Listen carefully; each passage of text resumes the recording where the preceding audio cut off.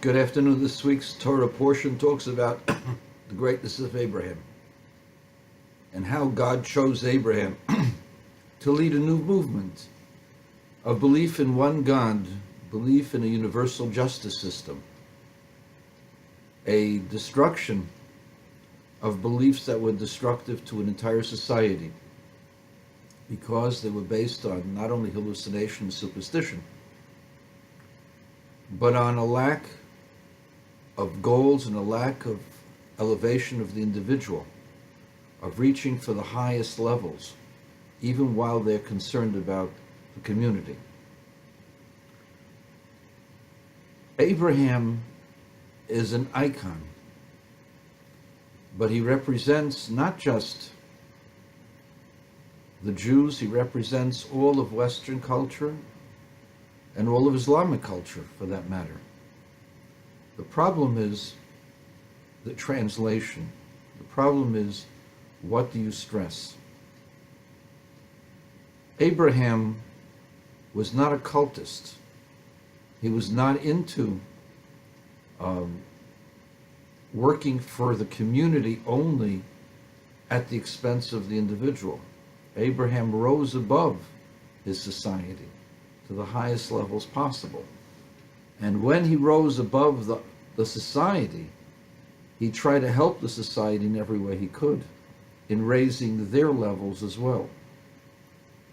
And this runs to the core of the ideological conflict that we have today, not just between good and evil, between truth and falsehood, but between the collective and the individual. And the collective, for the most part, is evil and does not shy away from using falsehoods to bolster its claims. We have in today's week a week of the greatness of the individual known as Abraham, but how he rose above the people of his community. And there is hardly a beep or hardly any notice as to a major case that is being appealed in front of the Supreme Court, or at least in front of federal court, of the case of the Asian students demanding justice for entry into the higher universities. It would appear that Asians have a leg up on all of their other races and other elements of the society. It's got nothing to do with their culture or their background. It has everything to do with energy, devotion, diligence, and hard work. It's not just the Chinese or the Japanese, it's also the Vietnamese that have no culture of learning. And the Chinese also didn't have a culture of learning. They first began to read in the late 19th century. Most of the people were ignorant, couldn't read or write in their own language. But they come from a tradition of working hard and working for an ideal. And therefore, Asian students excel, not only because they're more gifted. I don't believe that they're more gifted than any other racial component. I believe it's because they work harder, more efficient, more diligent. And it's to their credit. And this reminds me of a story. There is a great hydrodynamic physicist.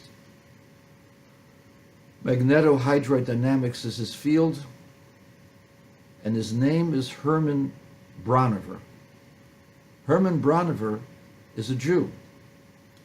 He was the second highest student in his gymnasium, in his high school, I believe also as well as the first years of college. And as being the second highest rated student among 10,000 students, you would think he could go to whichever field he wanted. And the field he wanted and chose was nuclear physics. But he was relegated to some obscure university somewhere in the middle of Russia only because he was a Jew, and they were prejudiced against Jewish students. The fact that he was the second highest rated student in his area, helped nothing for him. There was nothing he could do. And that was his first slap in the face and realization that there was something different about him, and had nothing to do with his looks, and had nothing to do with his hard work or his brain or his diligence, but rather this was prejudice in its rawest form. He overcame that, became the world's greatest expert on the movement of liquids through a magnetic field called magnetohydrodynamics. He's been able to use that to advance many new ideas, many new technologies, as well as it gives him the time to deal with what he really has a passion for, which is Russian Jewry, and bringing them back to their Jewish roots. But his story of prejudice is the same story for thousands of Asians who are rejected in every year from the highest universities in our country just because they're Asians. They're downgraded for no reason at all. And that's wrong. It's wrong because we need the best engineers, not passable engineers. We need the best scientists. We need the best doctors, the best attorneys. People who are best at their studies would probably do best in the world at large. They will do, on an average, better. If they're worked harder and they're brighter and they're more knowledgeable, they will do a better job than people who are less knowledgeable, less devoted. So this prejudice not only harms the Asian community, it harms the community at large.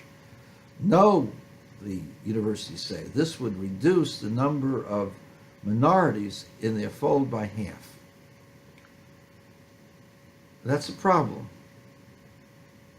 I don't know what you can do about the problem.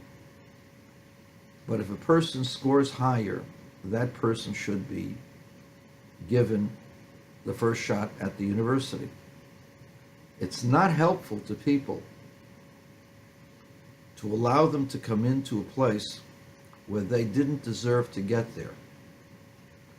And you can't say it's because of bias. It's been over 50 years since the war against discrimination in academia, and that's 2.5 generations.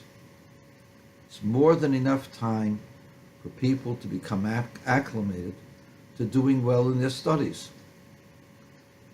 The fact that certain people don't do as well as other people in their studies is not a reflection of their character, not a reflection, but it's also not a reflection of their circumstance. Asians came to this country just as poor and just as downtrodden as any minority group is today or before. This has to stop. We need the best engineers, the best scientists, the best poets, the most capable teachers. We don't need to water things down. We need to have an equal playing field. You've got to get rid of the discrimination, but you can't discriminate against people because they're better, because they work harder and do better on tests. You have to give the best students the opportunities that they deserve, whether they're white, black, purple, yellow, red, don't make a difference. Race or national origin should have nothing to do with entry into the universities. So you say it's unfair. It's not unfair. Work hard and you'll do just as well as an Asian. And that works just as well for the white community as for the black community. Whites do not do as well as Asians. Guess what? You want to do well, be the top of your game, be the top of your society, work harder. It doesn't make a difference who you are, it's what you are. It's what you do, what you stand for, and how well you do that. And that's individual excellence.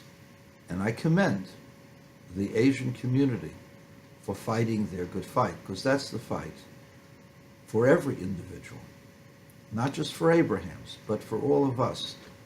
Because at the end of the day, the greatness is not the society. The greatness is from individuals who make up that society. The greater the individuals, the better the society will become. It's got nothing to do with selfishness. Better people make better societies. And that's a fact. Abraham raised the level of his society. Abraham did not come down to the level of his society. By being an iconic person, reaching for the stars, he picked up everybody else. And God bless those who stand up for individual freedoms against the socialist nature of the opposition.